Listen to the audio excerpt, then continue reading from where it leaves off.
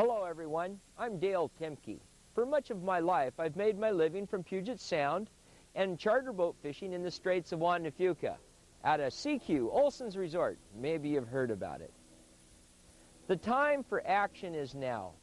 We are running into these abandoned nets. We call them ghost nets. What is a ghost net? I'm holding one right here. You see how transparent it is? That's the problem. It's floating free on the surface of the water in many cases, or it's in these estuaries where I'm standing right now getting ready to put my boat in the water.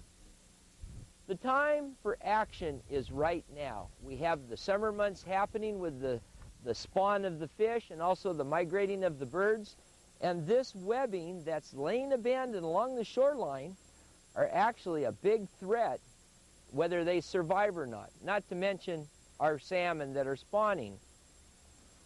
I'm looking for sponsors like you to come aboard with me and to really focus on what's needed. Let's break this down into small steps so that everybody's focused and we're working towards the same direction, and that's removing this derelict gear.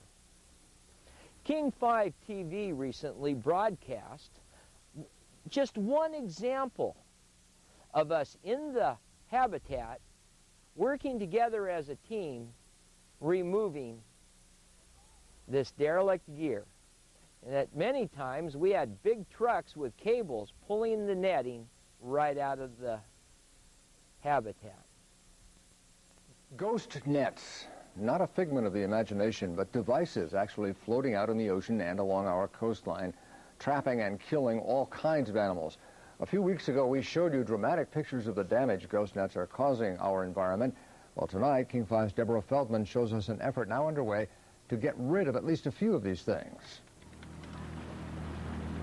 These men spend much of their lives in and around the water. But today, they're not reeling fish in. Instead, they're volunteering their time and energy to keep them free. The important thing is just to get it out of here. Their mission here is to cut loose and dispose of several large commercial fishing nets recently discovered on a tidal flat. Probably the easiest way to go about this, at least in my experience, is just to take a pair of scissors and just A local sport fisherman, Dale Temke, found them. These nets, the most important thing here is that we have endangered fish, and as these fish migrate into the habitat, this is stopping our endangered fish. Educating the public about these abandoned nets, many call them ghost nets, is one of Temke's passions. He's documented some of his finds, including this net that trapped and killed seals, otter, and seabirds. This video helped him convince a diverse group to join him in getting rid of at least a few of the nets he's found. I'm getting there, John. Many are members of the Kitsap County Pogie Club, a group of recreational fishermen. I don't want to get my hand in there. Yeah. The men are armed only with scissors and knives. Can you imagine a critter in here? And a good dose of determination. Is it a knife ray? The sport fishermen are joined by members of the Audubon Society, representatives of nearby fishing tribes, even a Fish and Wildlife officer to monitor all the activity. Can be an enforcement nightmare because generally abandoned nets are unmarked, and they're hard to determine whose nets they are. The volunteer perhaps most affected by this experience is Kevin George, a member of the Suquamish tribe and a fisherman who used gill nets like this one for several years. That's why I'm here, is because I know the magnitude. I've traveled all over and I've been everywhere fishing, and you know, I've seen the devastation and I've seen these nets everywhere, and it's really appalling. Hey, look at this! The work is hard. It takes nearly a dozen men to cut the tangled net from the abandoned barge. Oh, big fish! We got it!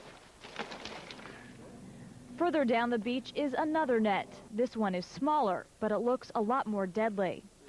Disgusting. Repulsive. This net is full of decomposing fish and sea life. We have a survivor in the net. CPR, quick! The men do what they can, cutting free a few crabs still clinging to life. There we go. We've saved a critter. Unlike the bigger net, this one has a buoy still attached with the name of its owner written on it. We'll contact this individual, hopefully through the tribe, and see if we can't find out what happened here. have not witnessed something as awful. I think it's such a sad commentary that these things happen. It doesn't matter where the source is. That shouldn't happen. Let's see what we got here. The sight of these nets is depressing, but Kevin George is leaving this spot feeling hopeful for the first time in a long time. It really feels good. It really does, knowing that, you know, that we're making an effort, and it's not just any one individual. We have a consortium of people here that represent a lot of different folks. People with differing backgrounds, but a common goal. All together agreeing on, let's get this stuff out of the water. On Puget Sound, Deborah Feldman, King 5 News. Will you help to support us for future projects? Good people make good things happen. I'm really looking forward to hearing from you soon. This is an important issue. Every day, birds are getting trapped into these nets. It's a serious issue out here. Together, we can make a difference. I'm going to get this boat in the water, find some of these nets.